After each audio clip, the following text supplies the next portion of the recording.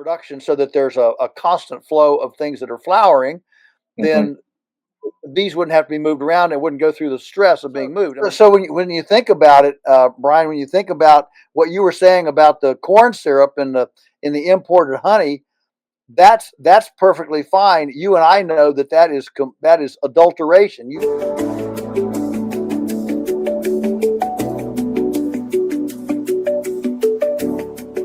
Well, everybody, welcome to another interview at Castle Hives. It is such a privilege, and it's just such a pleasure to have this guest on today. I recently, I was sitting in the evening, and I'm scrolling through some different streaming services and that, and my wife and I, Joel, we subscribe to the Angel Network. Oh, okay. So I'm scrolling through, and I catch this program here, and it's called The Lunatic Farmer. And I'm like, well, that's something that caught my eye. So I watched that, and here we are now. Now, for those of you, I know there's probably a lot of folks out there that do know you. For those of you that don't know you now, I'm going to go ahead and read some things off. If you go on to their interwebs and you search on Google, you find this information, and it says that you are a Christian, conservative, libertarian, environmentalist, lunatic farmer. Yeah, there you go. And you are the owner at Polyface Farms down in Virginia, author of, I saw it's well over 10 books now. And a huge educator to thousands of folks out there. Like I said, I want to thank you for your time this morning, and I apologize, the little pup in the background there. The reason why I wanted to reach out and speak with you is I'm sure you're aware of, in the last year or so in the beekeeping industry, there's been such a huge colony loss. And beekeeping, I consider it, we work hand in hand with farmers. Basically we are, in a way, we are farmers. We keep these bugs in a box. Absolutely. We work, directly hand in hand. And in the last, year or so, they've estimated, and the number might be off. They said they've estimated the losses exceeding 60% in some commercial operations, and they've attributed it to pesticide exposure, mites, viruses, synergistic effects that are out there. And I just thought, who better to speak with on this topic than Joel Salatin? All right. And there's another little phrase here. I want to see your reaction to this one. There's a 9-word phrase that you'll probably laugh at, and it says, "I'm from the government, and I'm here to help you." Yeah. Yeah, that's one of the biggest lies that ever been made. Yeah. Yeah. Now, for those of you that might not, be familiar with your practices with the regenerative farming, can you give just like a brief overview of your practices at Polyface? Sure. So we're in the pastured livestock business. We have cows, chickens, pigs, turkeys, rabbit, lamb, duck, and everything is on pasture except right in the dead of winter. And so we move them every day. Move cows every day. We move everything on pasture in a symbiotic choreography. And we've been here since 1961. I was just 4 when Mom and Dad bought the original home base, and it was a gullied rock pile, and we just began, pecking away at different things, control, moving the animals around, composting, different things, and now it supports a bunch of us, and here we are. So very blessed, and we've seen tremendous increases in productivity and in in the economics, and been Hmm. good. Awesome. Excellent. Thank you. And I know, like I said, with beekeeping, we work right hand in hand, and I find myself sometimes I sit and I think just about within the industry, there's such a push for different chemicals, different things, this and that, whatever, and this is going to save the bees, everything like that. Um, I know, at least the internet says that you do have some honeybees on your farm. Yes, we Um, do. Yeah, we have about 20 hives. I don't personally keep them. My brother is the apiarist here. He's an airplane mechanic by day. He has a day job. oh He wow, has Yeah, he has an airplane mechanic. He's a mechanic shop, and so he does that. So he's 3 years older than I am, and his career was a missionary pilot in Indonesia, and oh now wow, he's out of that and back here. And so basically, I mean, our joke is he likes anything that flies. He's an airplane guy, and so he keeps the bees on the place, and extracts the honey and does all that. And so basically he says, I'm just looking to see what kind of weekender, what kind of guy that kind of has this as a weekend deal. What can he do? yeah, And so yeah, he's got about 20 hives. So we have very very little loss here. I can just give you a couple things. One is that we never move bees around. hmm I don't think people realize how much stress it is on bees when they get moved around. So hmm if we start drilling down on moving bees around, the reason that that's done is because there's not enough biodiversity in the landscape. You've got a monoculture, you got a monocrop of something that needs massive amounts of pollination all of a sudden, and then it turns, as far as the bees are concerned, it turns into a desert.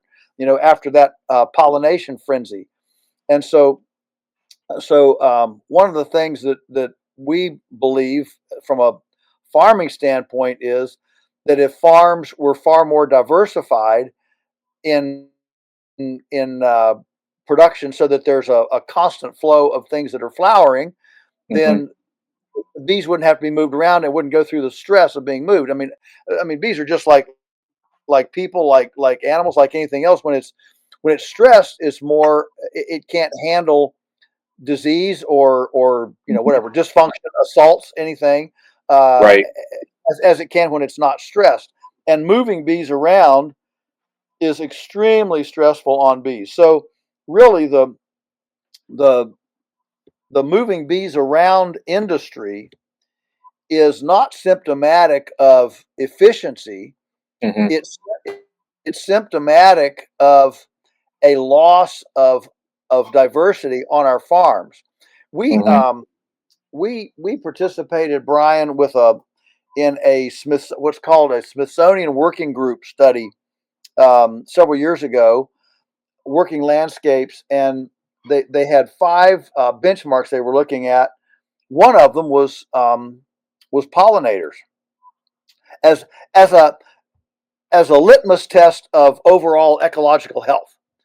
okay, The pollinators are kind of the canary in the mine when it comes to right, is this ecology healthy or not.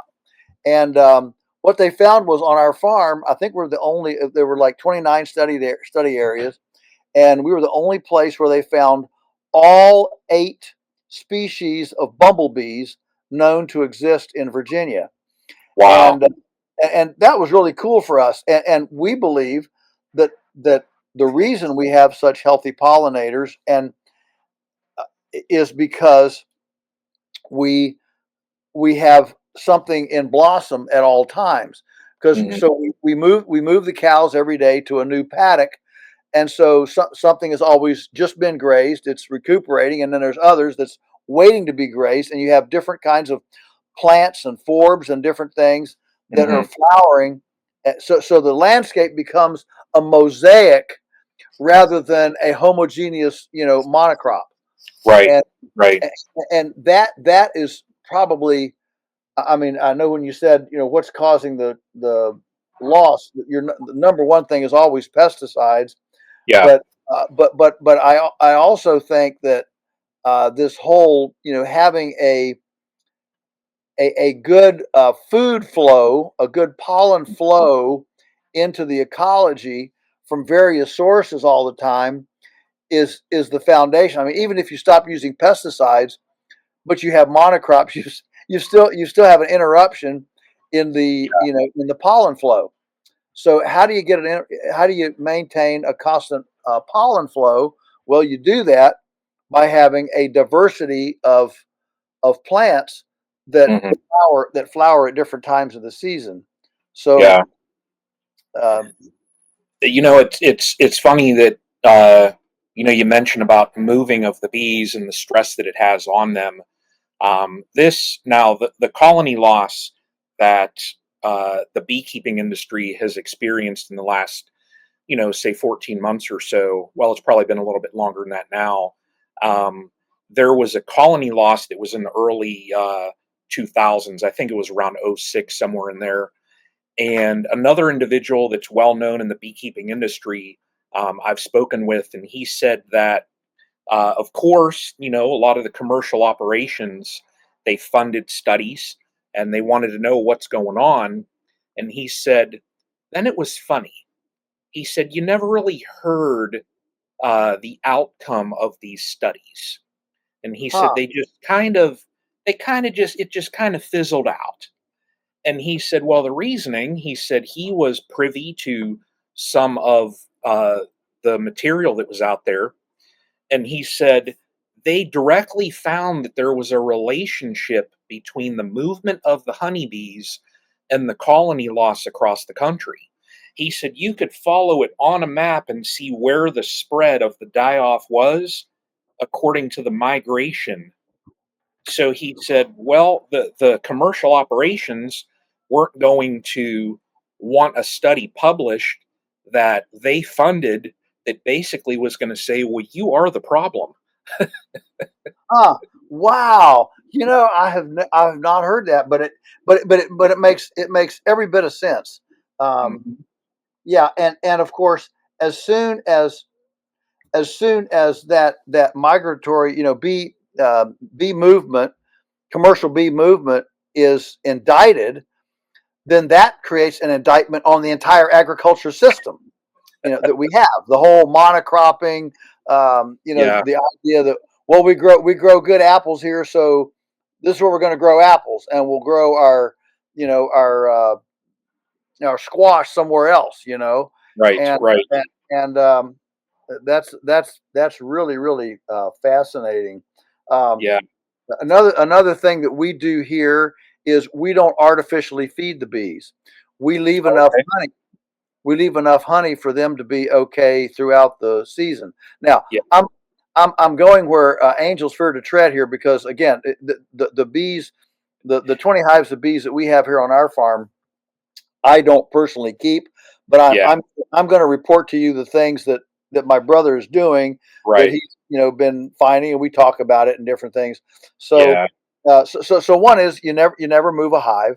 Number two, we don't feed sugar water or anything. We leave enough honey in for them to, and if I was a bee, I think I'd prefer eating honey as opposed to eating sugar water, right, uh, right. just from a health standpoint. And another thing that he stopped. This is a result of, he's probably on a lot of the same whatever bee chat groups that you're on, Uh-huh. And so one of the things that he stopped doing is putting frames in the supers. Instead, Wow. he's letting the bees build their own foundations. And Hmm.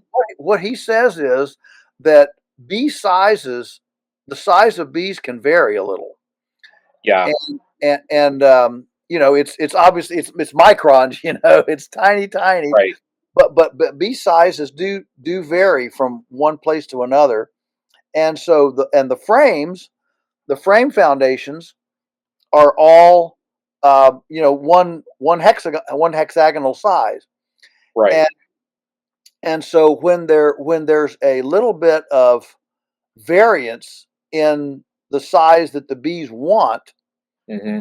it creates little gaps that these microscopic mites and stuff can get in. And so Yeah.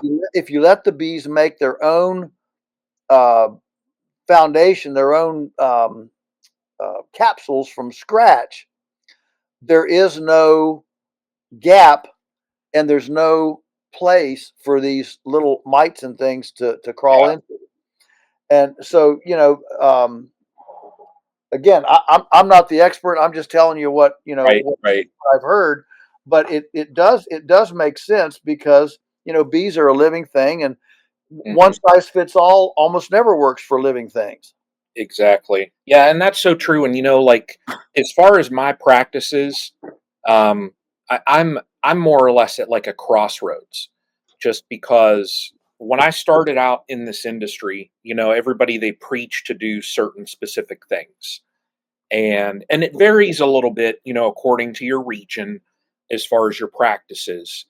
And I've kind of shifted from some of the normal practices in my area, but I'm at a crossroads where and I've fallen into, I treat for the varroa mites, and I feed, I do that. And but I'm at a crossroads now just because I also experienced loss, and I've spoken with other individuals and hearing that, the colonies on your farm were very successful. I'm at a crossroads because it's like, well, I've done this and that of what the industry's told me to do, and I lose bees. Yeah, well, welcome to the welcome to the world of the alternative thinker. I mean, how many people now believe that Dr. Tony Anthony Fauci was telling us the truth during COVID? But that was the official narrative. So the narrative, I mean, one of the things you learn is if you're a thinking person and you're actually watching what's going on, you I think you gradually come to a place in your life where you realize, wow, the conventional narrative is probably not right, Hmm. and so I mean this goes through all sorts of things. We were told that butter was bad and you needed to eat Right. margarine and hydrogenated vegetable oil, and then we were told that we got a food pyramid in 1979 that put Cheerios and Fruit Loops on the foundational bottom of the food pyramid, and we got diabetes, and yeah, I think you're right at that point where you're starting to question and think, and that's the beginning of real understanding of punch through. It's Right. like the saying, what I learned after I already knew everything is became important. Yeah, so very true. Yeah.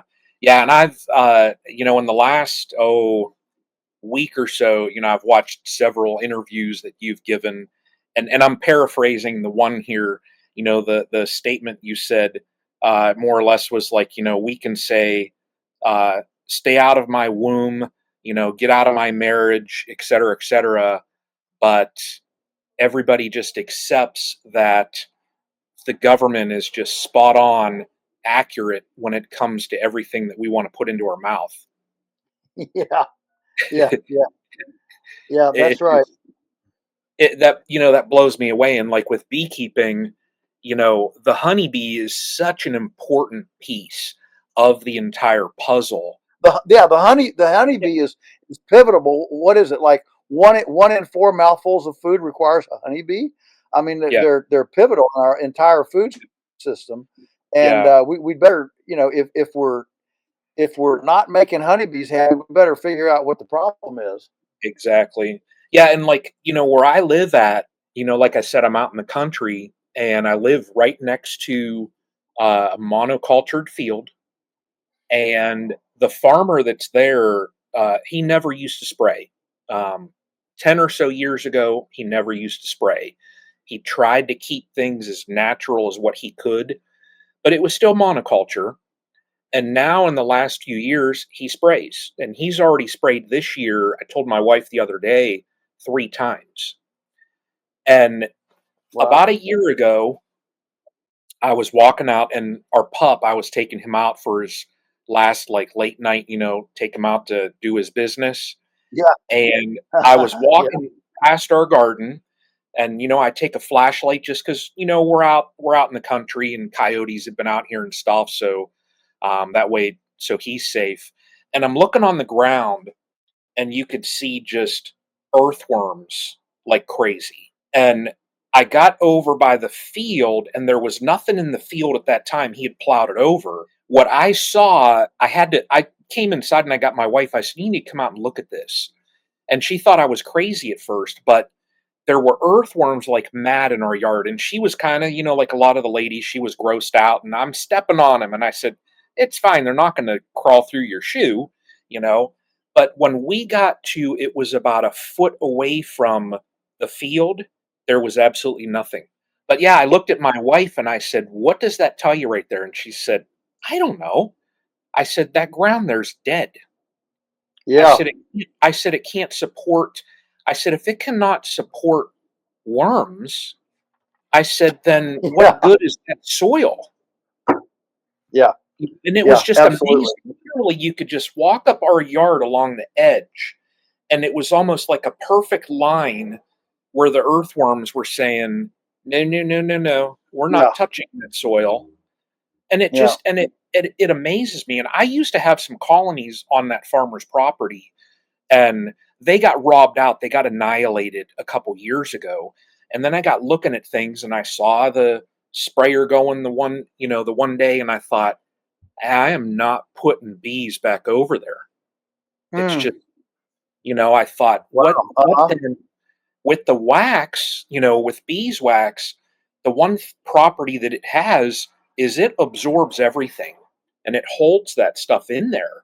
And I thought, well, how often then am I going to have to cycle out this wax if I've got my bees are out foraging, and you can't tell them, well, no, no, no, don't touch that field there because they spray it. They go where they want to go. Mhm. And then I'm thinking, this isn't good, Yeah. and we've just subscribed to, well, everything that they say is what we need to do. And like, I know the state of Ohio, they have certain regulations, and the government, they have their regulations also that are just always fantastic and wonderful. Um, Especially when you're trying to sell raw honey. exactly, yeah, yeah. And it's funny when I go to the markets. When I go to, I started a couple years ago just because I changed up a couple of my practices in my operation, and I started having this abundance of honey. And the colonies were a little bit more healthy. And my wife years ago, I really wouldn't get much honey, and she would say, "You spend all this time with those bees, and where's our honey?" So a couple years ago, like in just my small outfit, I had like 500 pounds of honey. So I started bringing it home in buckets. And the first time I walked through the door and I had a bucket in each hand, she said, "What is that?" I said, "It's honey." She said, "What?" I said, "Well, you were asking where the honey is." I said, "I'm bringing it home," and it got to the point where it was, for me, it was a lot, and I'm just, like I said, I'm a small scale guy, but I started doing markets, and it would blow me away. I would look at some of the individuals that would walk up to my table. I had one lady last year, she walked over and she said, "Is that your price?" I said, "Yes, ma'am, it is." And she said, "Well, I can go to Walmart and get it for $6." I said, "Well, you go ahead and do that." I said, "But when you do that and you're checking out," I said, "just hold that bottle of honey corn syrup up and thank it for being corn syrup." And she's like, "What are you talking about?" And I said, "Just go online." I said, "A lot of honey that is imported into the country." I said, "You can look at the jar, and on the label, it's going to say like product of 5 or 6 or 7 different countries." And I said, "It's well known and documented that they cut it down with corn syrup." I said, "So just enjoy that, when you purchase it. And she was kind of giving me this look. And I told her, I said, ma'am, I said, mine is the price it is because it's as pure as you're going to get. I take Right. the wax off the top of it and I extract it and I'll filter it just to pull the, any wax bits or bee parts out of it. And I said, there's a phrase I use, it's from the comb to your home. And, I like I it. I get funny looks at times and I get people that ask me, they'll say, well, do you have any like watermelon flavored honey or do you add anything to flavor it? I said, why are you going to add like flavoring to honey?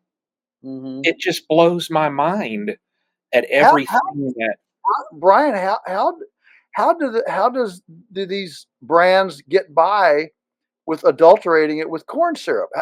How does that happen?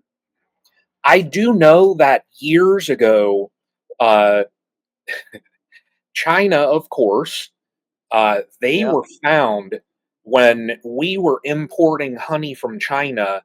They found that, and I know my figures are going to be off as far as the percentage, but it was close to half of it. It was like 48 or 50% in the jars was corn syrup. So they said, "Oh no, no, no, no! So we're not going to take any more honey from China." Well, China started then sending it to other countries, labeling it, "Hey, it's a product of wherever," and well, then we just continue to buy it, and it just amazes me. And I know that as far as the regulations, they're not very strict. So you end up, the result is you end up with products that it's an adulterated product. Yeah. It Right. just blows my mind. And I tell people also, if you are not, if you don't personally know the beekeeper, go and find another beekeeper, go to a market, go to a, local farmer's market, wherever, and just buy it from a beekeeper. Because, and then I've had people ask me, they're like, well, do you do this? And I say, well, just go on my YouTube. I said, you'll see me doing everything, and I'm 100% transparent. If I screw up, I screw up, and I show people.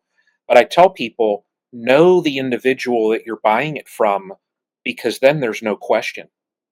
Hmm. And the same thing, somewhat like in with your industry, uh, I would 100% not hesitate to put any piece of food that comes off of your farm into my mouth because you Right. know where it comes from and you know the processes, the Mhm. husbandry that goes in that's Right. involved, with the livestock.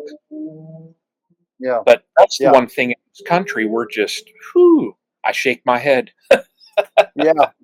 Yeah. All of that discussion brings up another item. I was talking with a fairly large beekeeper. I mean, he had, I don't know what, 500 hives or something. Yeah, he was a pretty good size. Uh, Uh, but he wasn't one of the. He kept his yards intact. mhm. And I asked him, what's the single most important thing that we could do to encourage bees? And it was interesting. He didn't say stop using pesticides. That's what I was expecting. Uh, He said you have to leave cavity trees. He said we're around our homes. He said the reason bees go into houses all the time is because we're cutting all the cavity trees to clean them up, and so they don't fall on power right. lines and stuff like that. And I'm reminded we have a cavity tree here on our farm. It's got a wild bee nest in it. It's been there for, goodness, I'm going to say 15 years. It's a big old cherry tree. It's been there a Wow. long time. Every year I expect those bees to go and leave and go somewhere, but they don't. They just stay there every year, and it's a cavity tree. And I'll cut any tree on the farm except that one. But Yeah. that was interesting to me that we need to be leaving some edge. Think about down around a creek or a river, or just some unimportant areas. But Hmm. man, we want to clean up everything. We want to sterilize everything. We want to get everything just so um, copacetic. And Right. actually, nature bees, they need a little bit of chaos. A little bit of not non pristine type places, Yeah. wild places, if you will. And they need some wildness Right. um, in order to really thrive. Yeah. It's funny that you say chaos because I tell folks I recently started mentoring a guy that just started out in beekeeping, and I told him, I said, when you get into your colonies and you check them, I said what you are going to see is organized chaos, because I Uh-huh. said it's going to look, when you look at that colony, it's going to look like there is just no order whatsoever, and you're going to think that it is just this chaotic mass of bugs. But I tell them, I'm like, every single little bee that's in there, it's so well organized, and every bee has a certain specific duty. It's organized to the very last T. Yeah, and that's exactly right. and Mhm. and I tell him too, I for me, it's just such a calming, when I go out there, and uh some friends of mine and we say, and I'll ask you, but I understand, I mean, your brother's the beekeeper, but um what is the most important beekeeping tool that you can own? What would you think that is? The most important beekeeping tool you can own. Yep. I'm gonna assume it's the. I'm sure I'm wrong. I feel it. I feel ignorance coming on here, but the little tool that allows you to look into the hive. All right. Well, that's good. That's good. I, I, Uh, I I forget what it's called, but it's the little, Hive tool. Yep, the yeah, Hive little hive tool. tool. Yeah, yeah. Yep, yep. So The so, most so the yeah. most important tool is the chair that you can set down there in your apiary so that you can just observe and watch them. Yeah, yeah, yeah. And you can learn so much just simply by observation. Yeah, it's like there's a famous South African rotational grazer. He's a cattleman. Name is Ian Mitchell Inns, and he says if you want, he's got this South African accent. He says if you want to know how your cows are doing, you go get a case of beer and you go out to the paddock with the cows, and you sit down with your case of beer and you watch them and watch the cows until you've consumed the whole case of beer. And then you will know how your cows are doing. That is awesome. That is awesome. Oh man, that's the best. I tell you, after a case of beer, though, I wouldn't be worth much. Well, Oh man, I'm not a beer drinker at all, so I can't. yeah, Yeah, but it's the principle of the thing. Take the right. time Yep. to go Yeah, out and that's it. observe, just observe what's going on. Yeah. Yeah, that's it. Yeah, yeah. So true. I've got some other questions for you, and like I said, I appreciate your thoughts there with the beekeeping and things like that. And I'm at such a. I sat last night talking with a friend of mine online, and it's just I was telling him, I find myself at these crossroads because yeah, I did this and that of what was prescribed for me to do, and I lose colonies. So it's like, and I told him, I said, I'm going to gradually kind of phase out of some of those practices and just get to a more natural, Right. not do this and that, and just get into that more natural mindset. Some other questions, and these are going to be rapid fire. This is just so that we can kind of dig into who Joel Salatin is.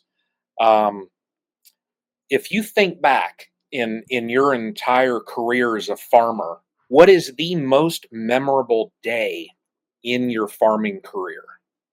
Oh my, most memorable day in your farming career. Was Ooh, there like a specific, like, just a memory that jumps out at you? Was there a specific like time or like an episode, something that just kind of stood out? It just stands out at you. well, one for me was when the government came and told us that what we were doing was illegal, that you couldn't butcher chickens outside and have them. They said that air is inherently unsanitary, so you can't have an edible chicken if you butcher it outside.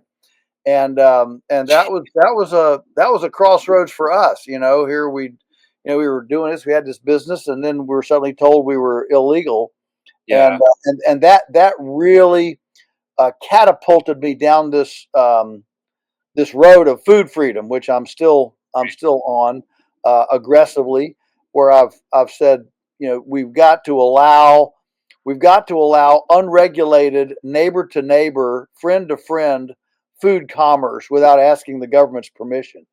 And right, so right, I'm really proud. That was a big day, not a good day, but it right. was a day it was a day that would definitely shape the rest of my life.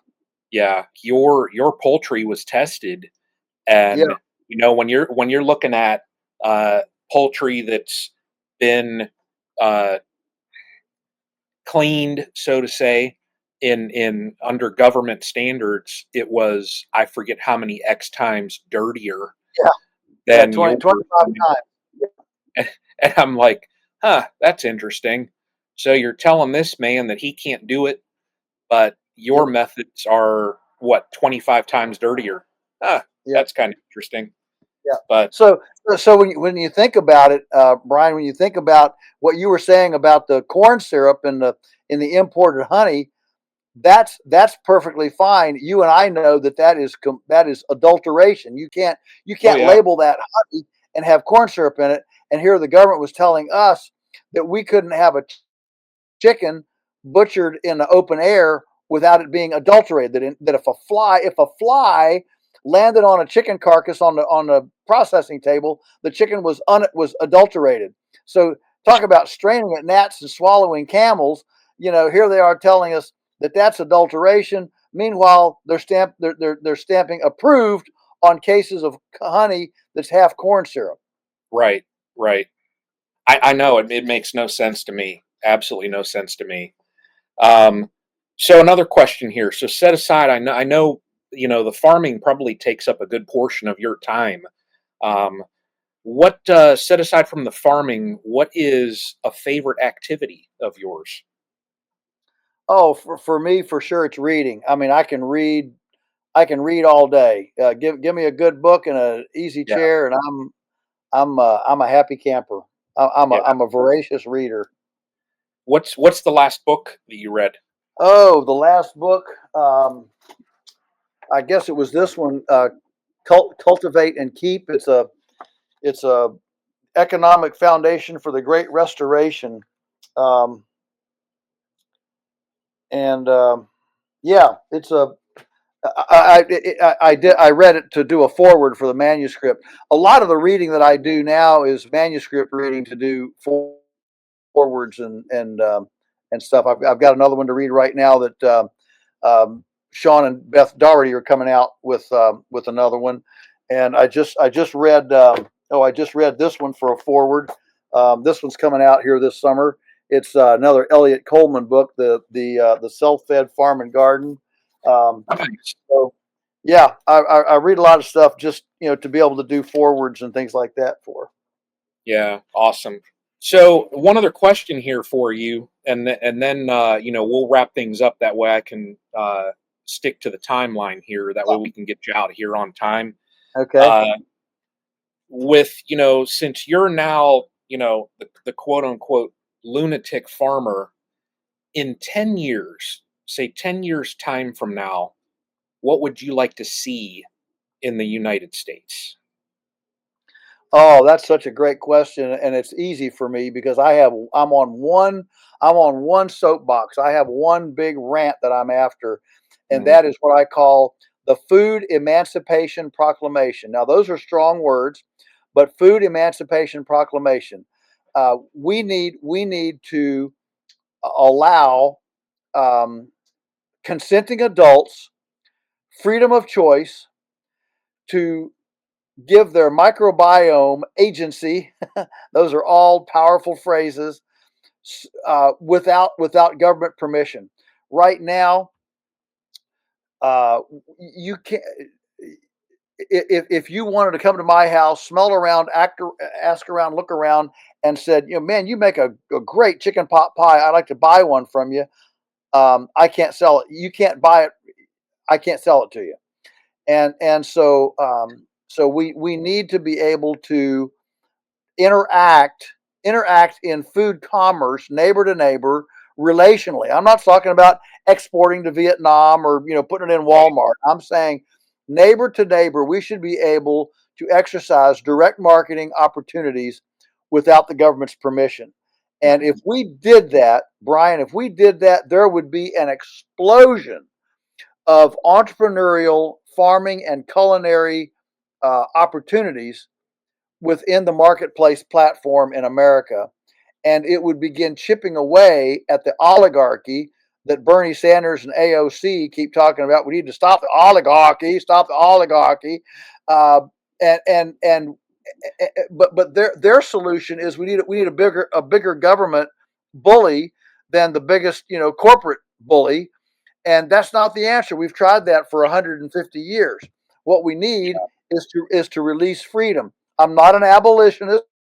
I'm not trying to shut down Monsanto or make glyphosate illegal. As much as I don't like them, I Right. am saying we need a viable underground railroad. We need an underground railroad so the enslaved, shackled food system, the people who want to escape that system, can escape it. And so the Food Emancipation Proclamation is my kind of big single issue right now. Well, thank you so much. And again, I want to thank you for taking the time out of your day. I know you're probably an extremely busy person these days. Yeah. Um, but any last thing that you want to say before we jump off of here? Well, I would just say that if you want to talk about the dysfunctions of our time, you could make a list of dysfunctions. There's plenty of them. But my challenge is take all those dysfunctions. If you want to write them down, that's fine. But then invert them and look at them and realize that every one of them has a solution. We can be part of that solution so that we can provide hope and help when everyone becomes hopeless and helpless. Well, Joel, thank you so much. And look forward to possibly in the future chatting again. So there's just so many questions and so little time in a day. That's So, true. That's true. All right. Well, thank but you very much for having me on. It's been a privilege. It's been a good conversation. yep, thank you. All right. Take care now. Thank you. Bye bye. Bye. Well, great conversation there with Joel Salatin, and it brings up so many questions. Like I said, it's almost like I'm at a crossroads now in my operation. What I want to do, I was talking last night with Sawmill Charlie, and he said there's a lot of people saying, Brian, you feed, you treat, you do this and that, and look at that, he lost almost all his colonies. So it's almost like I'm in a crossroads of where I want to proceed, where I want to go. um, and there's more to come. So, but like I said, appreciate everybody watching here. Joel, thank you again for your time. And everybody, like I always say, until the next one.